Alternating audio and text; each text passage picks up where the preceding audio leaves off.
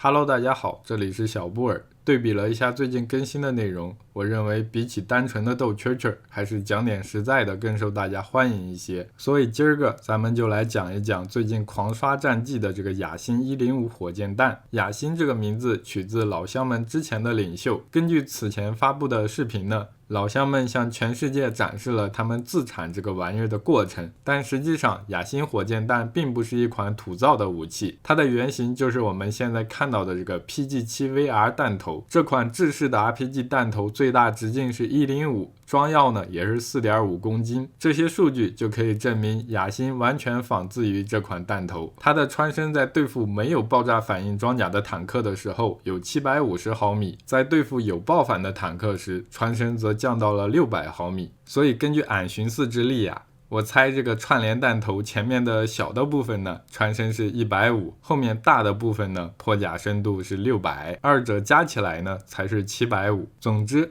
对付起梅卡瓦这种没有爆反、主动防御又不工作的货色呢，直接从正面干它就完事儿了。在此前老乡发布的一些战况视频里，我们也可以看到，在条件不足的情况下，他们也会直接朝着梅卡瓦的正面开火。当然，考虑到梅卡瓦在设计时专门将这个发动机放在车体前方用来吸能，所以从正面袭击它呢，不一定能对其炮塔内部的战斗人员造成伤害，更多时候也就是让其失去移动能力。考虑到咱毕竟是在用游戏进行讲解嘛，所以我可以做到很多其他UP做不到的事情。在这儿，我们就来模拟一下雅星火箭弹在对各种其他主战坦克时的表现。首先挨打的就是小梅异父异母的亲爹艾布兰，他在设计时呢，就是利用手下来接弹，所以即使有着750毫米的穿身，打击他这个车体前方也是没有什么用的。但若是你朝着他手上和驾驶员舱盖这块位置开火的话，那大概率就能一发入魂。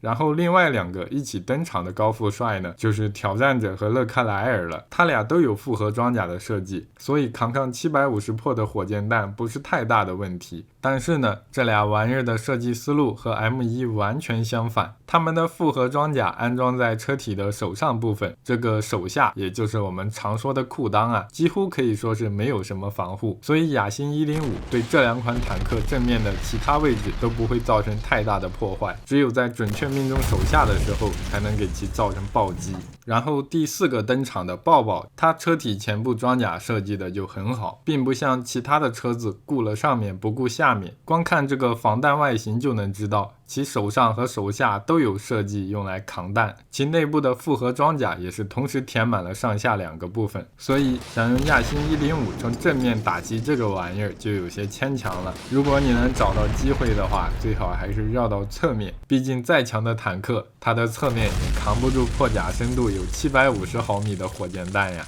模拟进行到这儿呢，西方大高个就被我们打了个遍。现在登场的是被好多人瞧不起的贴满了爆反的锅盖头小个子 T72B3。咱就不说装甲怎样了，这玩意儿的车体正面、侧面还有炮塔的顶部都贴满了爆反，甚至侧后方不太重要的位置也装满了格栅装甲，可以说是专门为了应对破甲弹而生的。所以大部分时候亚星105应该都会被它的爆反给拦截下来。因此想用破甲弹放倒这头野兽啊，你首先得把它上面的爆反全部扒拉掉才行，否则就是绕侧之类的战术也不见得管用。为了进行演示，在这里我开出了一台 DMD， 使用它的机炮对着这台 T72B 正面的爆反疯狂刮痧，最后终于得到了一台正面装甲光秃秃的 T72B 型。这个时候我们再用雅星105对其手上开火，一发就能将其送走。相比之下，左边这台贴满了爆反的车子就扛住了很多下的攻击，所以在这个视频的最后，我还是忍不住想要说一句，什么都贴爆反只会救了你。好了，尽管模组的数据较为拟真，但游戏毕竟是游戏，本视频呢还请大家看个乐就完事儿了。最后有能力的各位还请支持一下UP，我们下期视频再见。